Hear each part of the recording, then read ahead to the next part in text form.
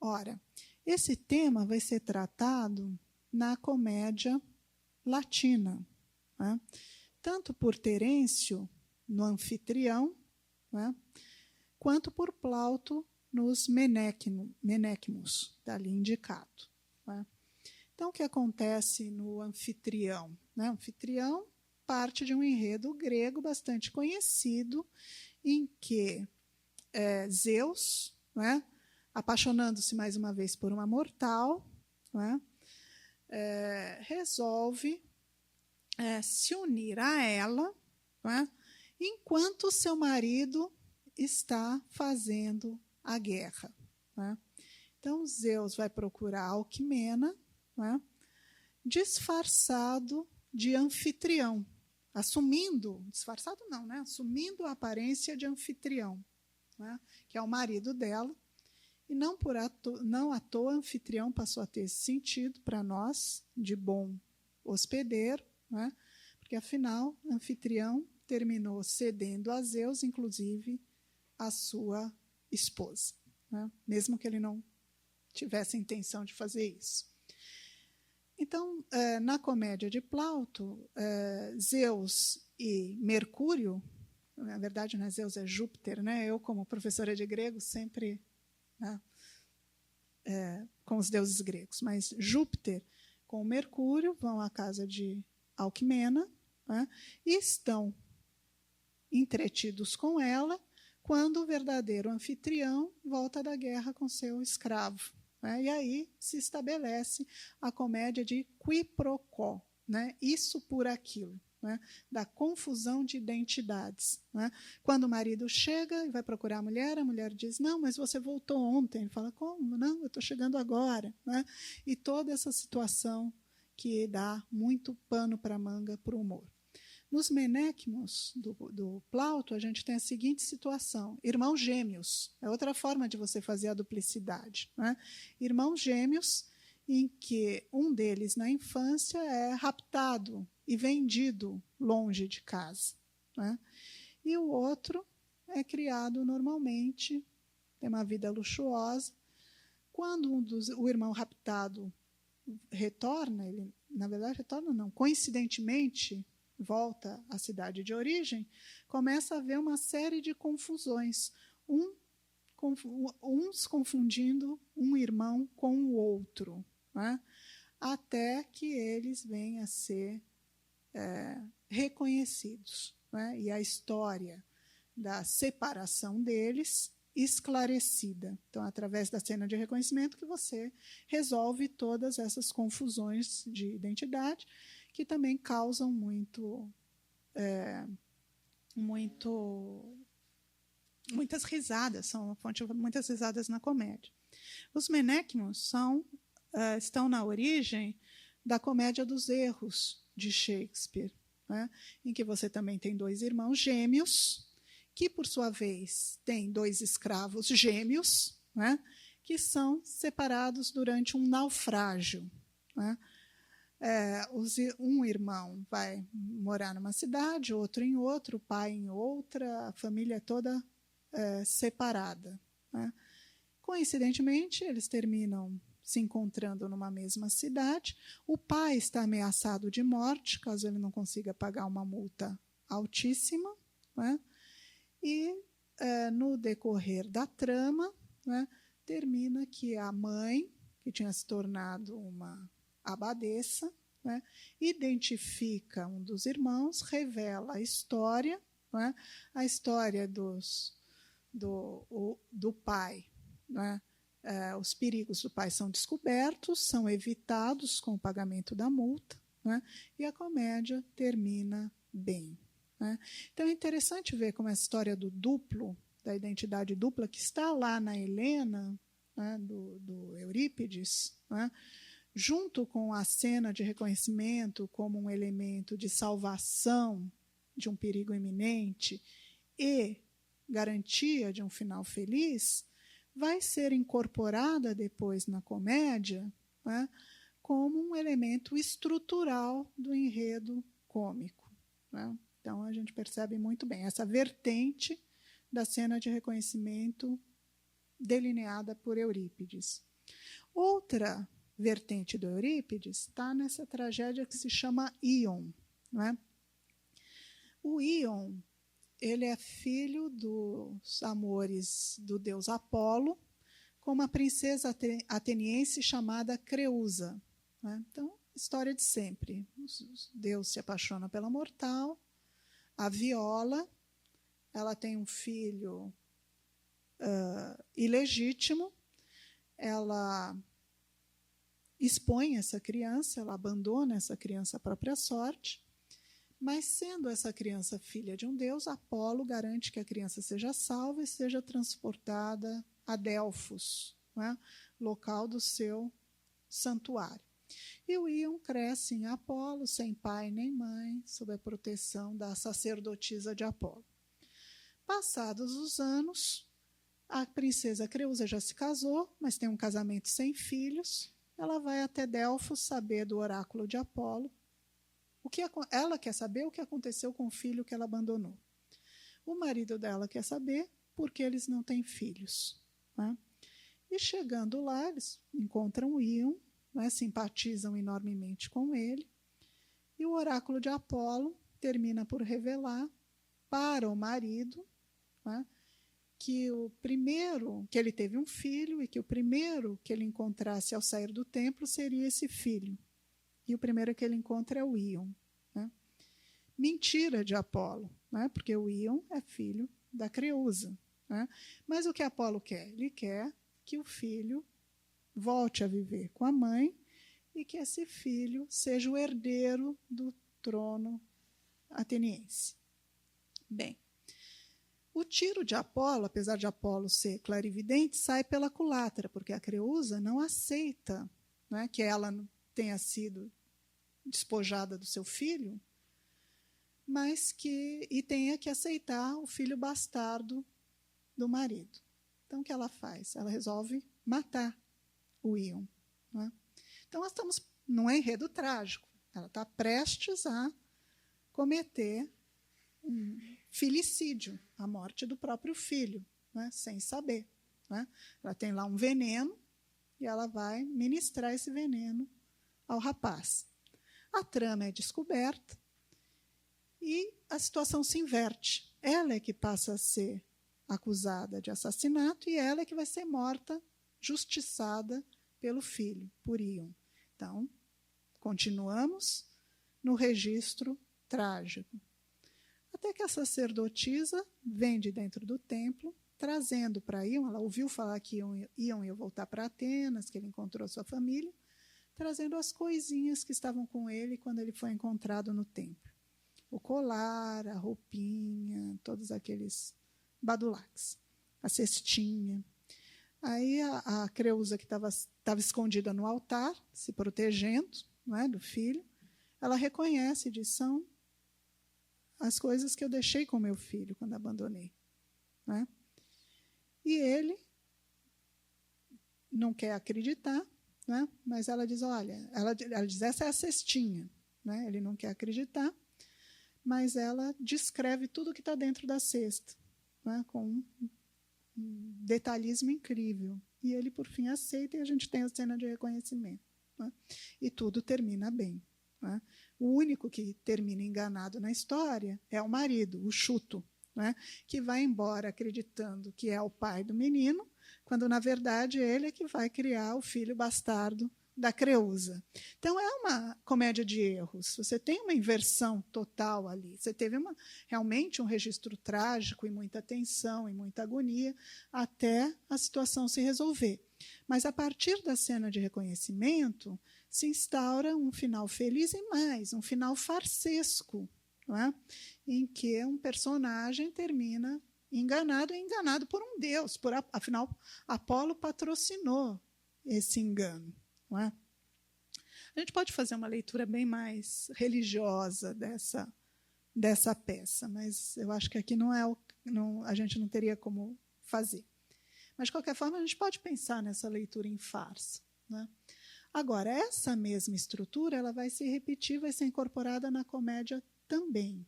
Né? Então, se a gente pegasse Estelária, do Plauto, por exemplo, a gente vai ver uma situação bem parecida. Né?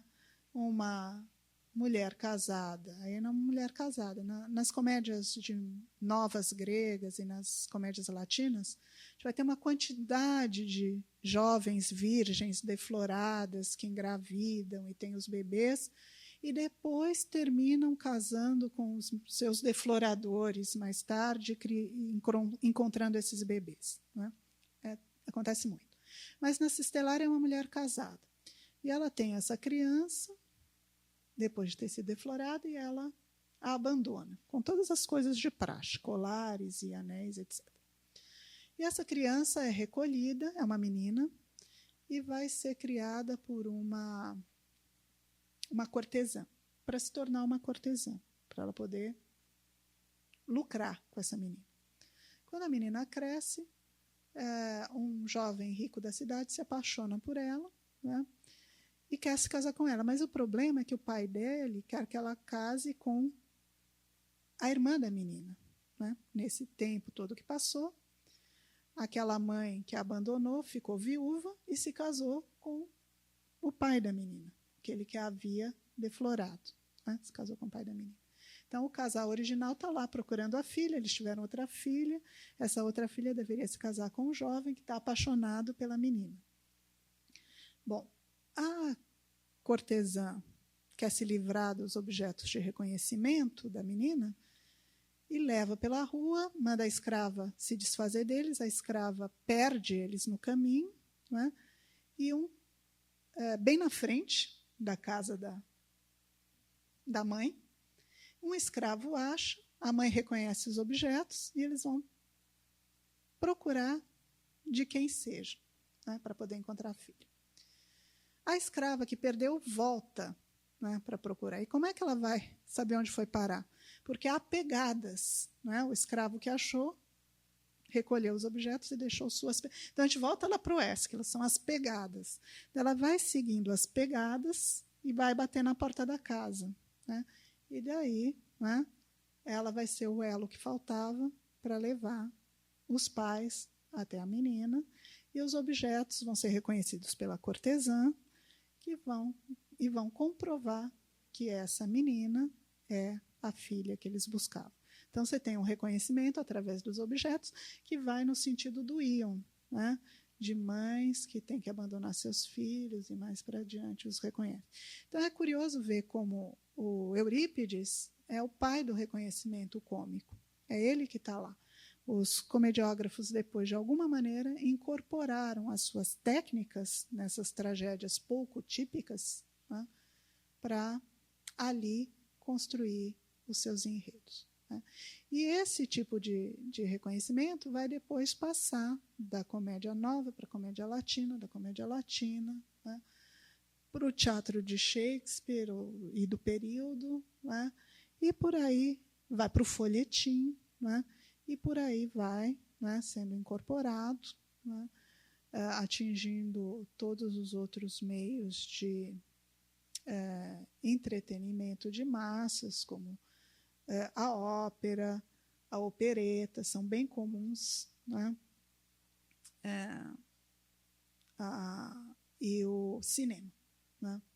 Então, é interessante ver o potencial do reconhecimento enquanto um elemento mesmo estruturador do enredo, e, curiosamente, ele deixa praticamente ser um elemento trágico. Ele se torna uma marca muito mais da comédia, né, na recepção que se faz dele, do que uma marca trágica, como parecia tão claro assim para os antigos, principalmente para Aristóteles. Né? Então, acho que com isso a gente fecha um pouco esse trajeto, esse circuito em que a gente pôde acompanhar o reconhecimento como elemento de poética, né? Como antes de Aristóteles ele se desenvolveu na épica homérica, a serviço de um enredo muito específico, que é o da Odisseia, né? Depois na tragédia, né? E, por fim, na comédia. E como foi a partir da comédia que ele foi transmitido para além das fronteiras da Grécia. né? Chegando primeiro a Roma, e claro, de Roma, antes de chegar, você tem toda a comédia dell'arte e tudo isso, ele foi passando, né? E se popularizando, né? Através desses vários contextos, né? Então era isso mais ou menos que eu tinha para contar para vocês, e eu fico assim à disposição para responder as questões que vocês tenham, né?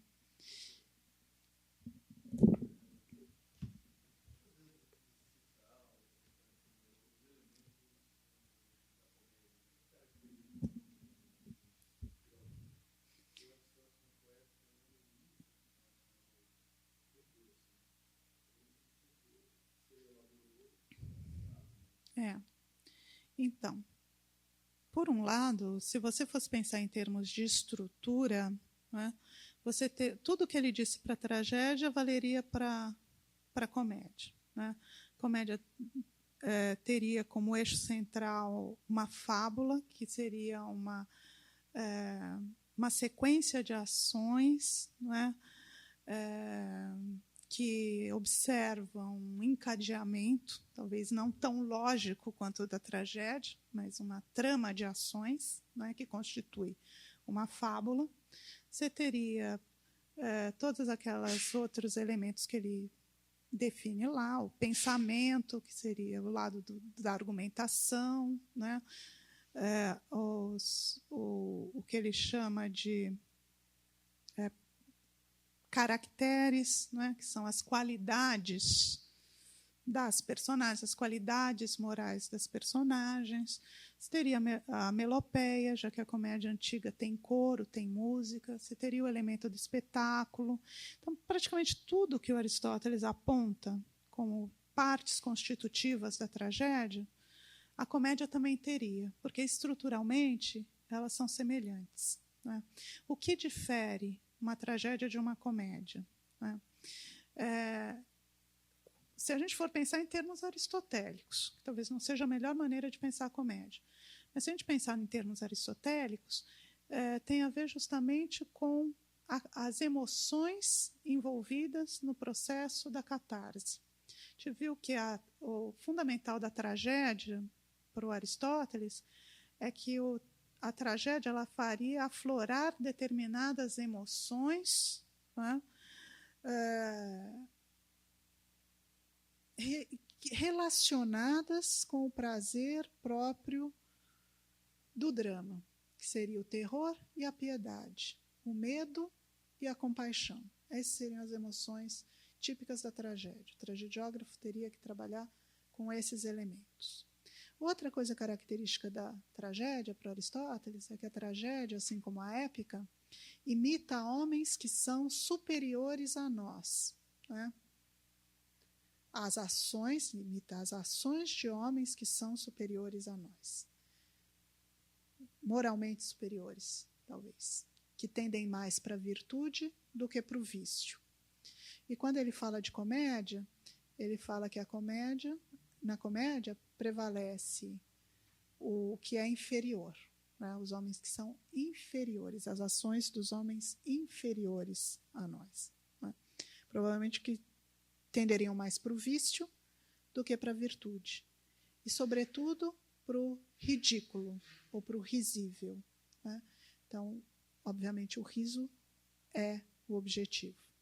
Se você fosse pensar em termos de emoções cômicas, elas teriam que estar associadas a esse objetivo, que é a produção do riso, né? Então, teria que ser por aí, né? Então, a gente tem alguns tratados pseudo-aristotélicos, como o Tratado Coesilinianus, que é bem tardio, século X já, depois de Cristo, que tenta aplicar. Muitos acham que seria um resumo do segundo livro da Poética. Eu acho que é tosco demais para sê-lo. É mais alguém que está tentando aplicar o raciocínio de Aristóteles a um contexto de comédia, né? Então, ele tenta fazer essas adaptações, nesse sentido que eu estou falando aqui, e tenta pensar na catarse cômica, dizendo que a catarse cômica ela tem que suscitar o riso, né, e o prazer.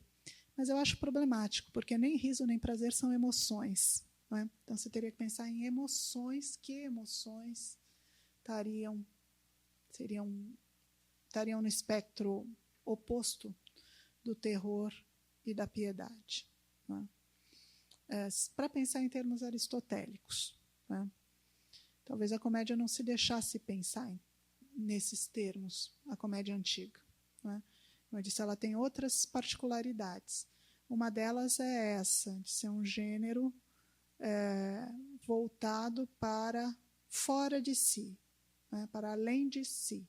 Então, para fazer um comentário sobre a vida cotidiana. Primeiro, a comédia antiga, essa comédia do Aristófanes, ela recusa o mito. Quer dizer que toda a comédia contemporânea recusa-se o mito. A gente tem pouco. Além do Aristófanes, de Aristófanes, nós temos 11 comédias completas. É muito. É mais do que peças a gente tem de Ésquilo, que são 7, de Sófocles, que são 7. Só Eurípides a gente tem mais. A gente tem 18. Né? Mas 11 do Aristófanes é bastante para a gente ter uma ideia do que o Aristófanes fez. E na Antiguidade, Aristófanes tem um lugar importante na comédia antiga. Ele, por exemplo, não usa o mito tradicional para a composição do seu enredo. Seu enredo é criado em vista de tecer um comentário, uma crítica ao aqui e ao agora, ao mundo contemporâneo, à esfera política. Né? Chovendo molhado, esfera política da polis, mas é isso, a polis, né? Cidade antiga. E dentro desse universo, cabe também os outros gêneros poéticos. Né? E os outros gêneros de discurso, não é nem só os outros gêneros poéticos. Né? Então, o discurso científico, né?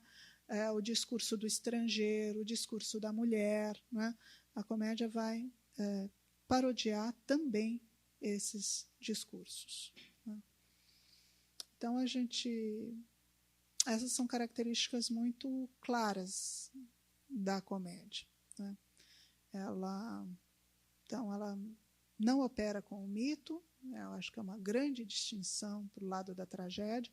O mito sempre, por mais que o mito tenha se tornado um comentário sobre a vida na Atenas do século V, que é aquela coisa que o Vernon, né, diz que a tragédia ela faz com que ela atualiza o mito, né? Ela promove uma atualização do mito. É como se o mito estivesse sendo visto pelos olhos do cidadão. Né? Mas na comédia isso é muito mais evidente. Como eu disse para vocês, as grandes figuras, os grandes personagens da Atenas do século V, elas eram mencionadas ou eram feitas personagens das comédias. E ali elas dividiam o palco com personagens inventados, com outras figuras puramente ficcionais. Né? Então, é uma grande diferença. Essa outra diferença é que a comédia não é autocentrada, ao contrário. Né? Ela traz os outros gêneros para dentro dela. Né? Ela se refere, ela é referencial, ela está sempre se referindo, né, aos outros gêneros poéticos e se medindo com eles. Então, talvez, de certa maneira, a comédia escapasse a uma reflexão puramente aristotélica. Que é outra coisa que eu tenho dúvida também, se existiu esse segundo livro da Poética do Aristóteles. Né? Eu acho que eu disse aqui na primeira aula, embora deem isso por certo, eu acho que nem o final do tratado termina assim, da Poética. Sobre os jambos e a comédia, trataremos e acaba. Né? Então, poderia dizer, trataremos em outra oportunidade, trataremos num segundo livro, trataremos de jeito nenhum. Né?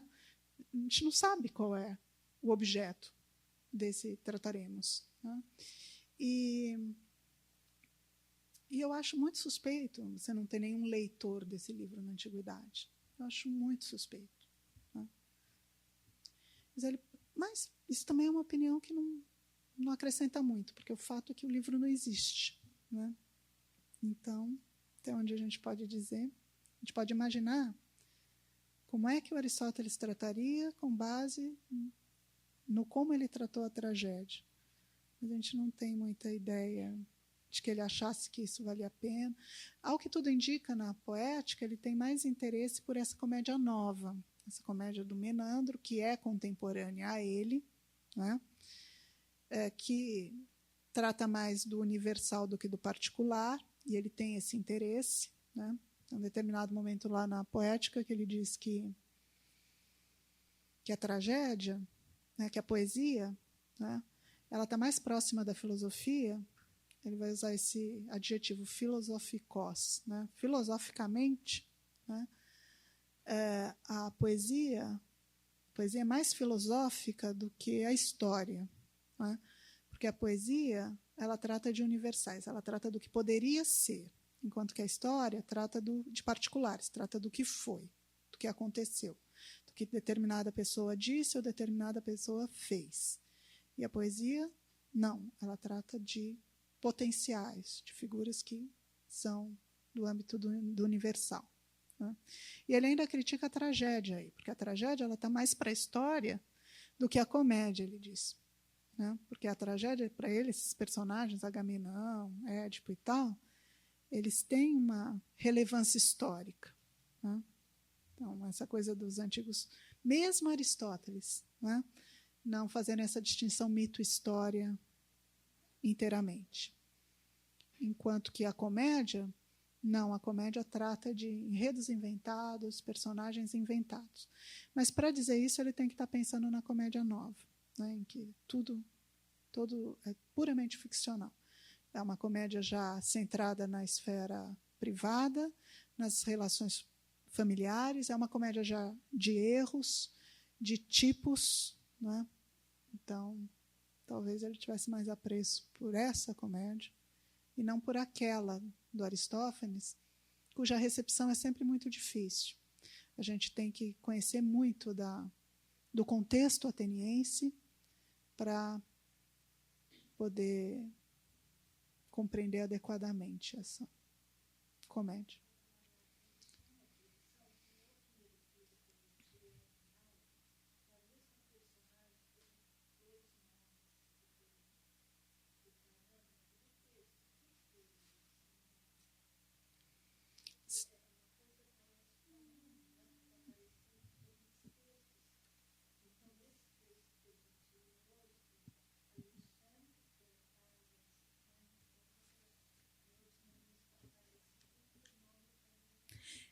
No caso do Paris, ele tem dois nomes, né? Ele é Paris e Alexandre. Ele tem a ver mesmo com uma história de reconhecimento, mas que não foi tratada em nenhuma tragédia que tenha sobrado. Parece que o Eurípides escreveu uma tragédia chamada Alexandre. Alexandre é filho dos reis de Troia, Príamo e Écuba. E quando a Écuba estava grávida do Alexandre, ela tem um sonho de que ela vai dar à luz a um fogo que vai consumir a cidade inteira. Então eles chamam os intérpretes de sonhos e eles aconselham a abandonar aquela criança, à própria sorte, que ela morra, porque ela vai trazer a desgraça para a cidade. Então eles abandonam, mas é dessas histórias. A criança é encontrada por animais. Se não me engano, no caso de Paris, é uma ursa. Ele é amamentado por ela, e depois ele é adotado por um casal de pastores, e aí os pastores dão esse nome para ele de Paris, né? E ele fica lá. Não, os pastores é que dão o nome de Alexandre, porque Alexandre é o protetor, ele seria o protetor dos rebanhos, né? E ele fica até um dia que ele se mete numa competição com os irmãos dele, príncipes, ele ganha, né? E, por conta disso, ele é reconhecido como a criança que foi abandonada. E os pais resolvem reincorporá-lo à família, já que ele não morreu, ele reincorporar. E aí ele é Paris. E aí tudo o que tem que acontecer, acontece, né? Então ele tem esse duplo nome, é mais ou menos como o Édipo, né? Ele tem uma vida dupla, que passa por essa história da criança abandonada e depois reencontrada, né, como Íon, né, também tem um nome significativo, né? Então ele está nesse espectro. Tem tragédias sobre ele, mas não chegaram até nós. Por isso que ele tem. Né? Mas é claro que tem um sentido, sim. O nome, esses nomes falantes, né? Eles têm uma importância muito grande em poesia.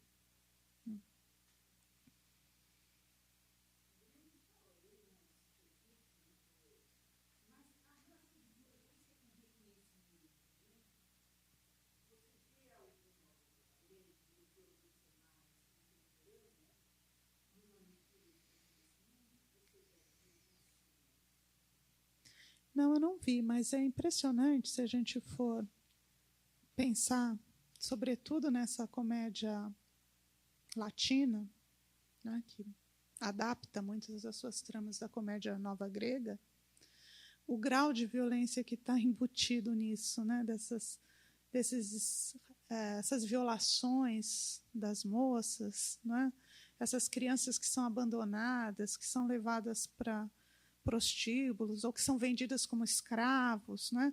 Isso em enredos cômicos, né? São enredos cômicos porque depois tudo se resolve, né?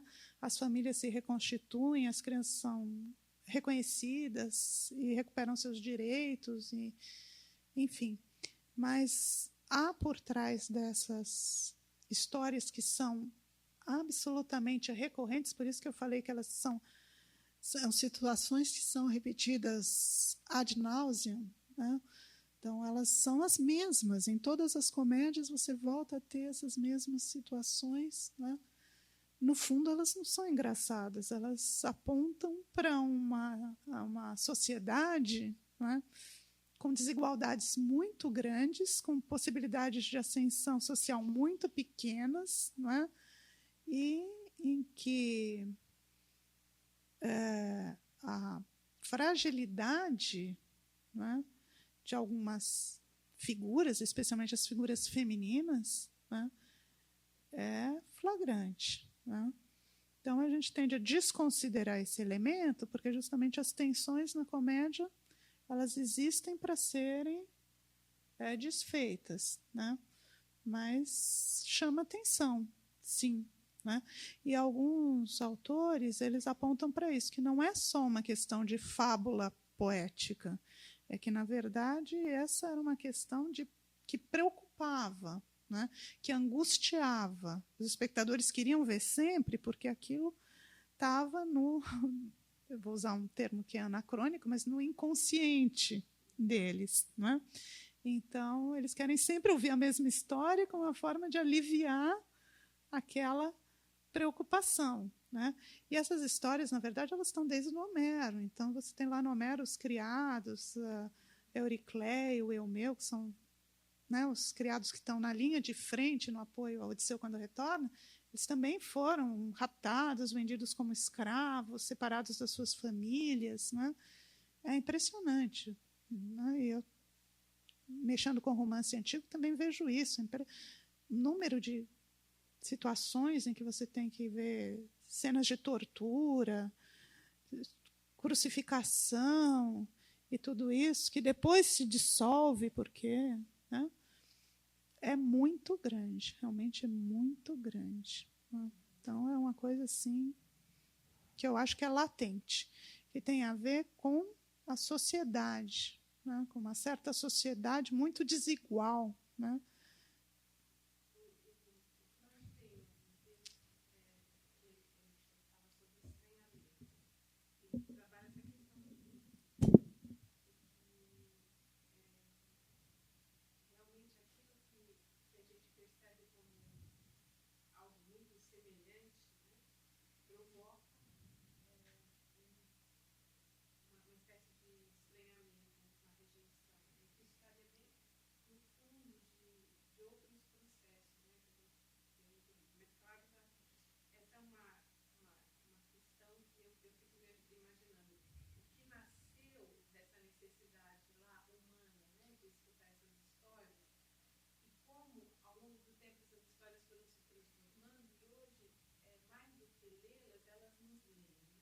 É.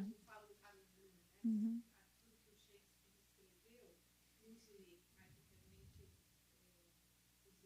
Uhum. Porque como que a gente pode fazer essa passagem, né, daquilo que angustiou o humano nascente, como que eles puderam falar sobre isso, e como ao longo do tempo, né, a gente pode fazer essa, vamos dizer, outros autores como Shakespeare, isso eu falo do Bruno, né, inventou essa possibilidade dos personagens que podem ter a introspecção, podem se transformar, né, como naquele momento isso ainda não pode ocorrer, embora pelo que você conta, não é tão assim, entendeu? Não existe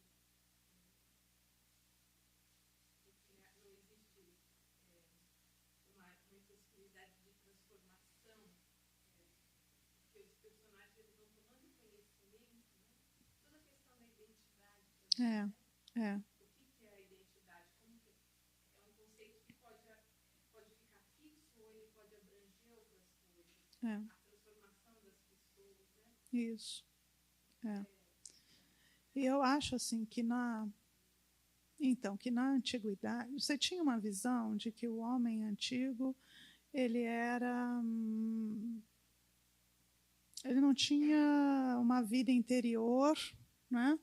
E ele pautava o seu juízo muito mais sobre as aparências e aquilo que ele podia decifrar de um mundo bastante inacessível, até porque permeado por forças divinas sobre as quais ele não tinha controle algum, né? Mas, na verdade, os próprios poemas homéricos nos mostram que, embora em alguns momentos você possa fazer essa leitura, em outros você tem heróis, personagens que refletem, né, que mostram a sua vida interior, né, e essa capacidade de discernir, né, entre o que é externo e o que é interno. Então, que talvez simplesmente a épica não se interessasse tanto por fazer essa distinção, como a tragédia vai se interessar. Então, você pega a tragédia, por exemplo, você tem uma personagem como a Medeia, que vai refletir em cena, né? Mato meus filhos, não mato meus filhos por isso, não mato por aquilo. Então, é todo um processo de tomada de consciência, né, que está ali expresso, né? Ou quando você tem aqui, até mesmo nesse trecho que a gente leu do Menelau, né? Como é que eu vou explicar duas mulheres, né? Então, não é possível, não pode existir duas, eu não posso ser marido de duas mulheres, né? Então tem que ter uma coincidência. E ele faz todo esse raciocínio, né? Porque ele não consegue lidar com a história do maravilhoso e do fantástico, que é uma coisa do racionalismo do final do século V, né? Porque antes o maravilhoso é maravilhoso, ele está no cotidiano. Depois, não, né? Os sofistas vêm, tentam explicar, tentam encontrar uma base racional para o mito. E Eurípides está refletindo um pouco isso. Aquela Eletra dele também, né? Como é que eu vou aceitar que o pé de um irmão seja igual ao pé do outro? Toda essa coisa da racionalização, mas que ele mostra como é que esse raciocínio é feito, né? E como tudo isso torna-se um obstáculo para essas outras questões, né? De como reconhecer, por exemplo, né? Então, é interessante pensar nessa questão, né? Para o Eurípides, a visão por si só não basta, a audição por si só não basta. De certa forma, no começo das Tesmoforiantes, o Aristófanes está chamando a atenção para isso. O Eurípides, personagem, está andando com o parente dele, e eles vão visitar um outro tragediógrafo que o Eurípides quer convencer a defendê-lo entre as mulheres. Daí o parente pergunta para ele, mas aonde é que a gente vai? E o parente pergunta para Eurípides, onde é que a gente vai? E o Eurípides diz, você não precisa ouvir o que você está prestes a ver, né? Então a audição não vale de nada porque ele vai ver. Depois, quando ele vê, o outro fala assim, mas o que é isso? Ah, você não precisa ouvir aquilo que você está vendo, né? Então, né? Ele fala, mas a audição e a visão não são a mesma coisa? Daí ele fala, não, né? A audição e a visão não são não são a mesma coisa, não se basta e não esclarecem nada no fim das contas. Então, ele está pondo em xeque isso, né? Então, a coisa se torna, de repente, extremamente complexa. Extremamente complexa, né? Essa questão da percepção, da interpretação, né? E o reconhecimento é uma desses processos, né? É um processo privilegiado, que põe tudo, mobiliza tudo, né? Então, para a poesia tradicional, não tem problema, porque os signos de reconhecimento, eles são sempre absolutos, né? Então, é isso que, no fim, o Eurípides mostra naquela Eletra dele, né? Que o reconhecimento se dá pela cicatriz, mas que o velho tinha razão. As pegadas, o cabelo, a roupa, tudo aquilo era do Orestes, né? Tudo aquilo dizia quem era o Orestes e dizia que o Orestes voltou, né? E eram signos que estavam lá no Homero, estavam lá no Ésquilo. Então, ele está dizendo assim, olha, na poesia, todo o reconhecimento é válido. Por mais que ele pareça deficiente, ele é válido, né? Agora, quando você põe isso de lado, aí a coisa fica muito difícil, né? Obrigada, viu?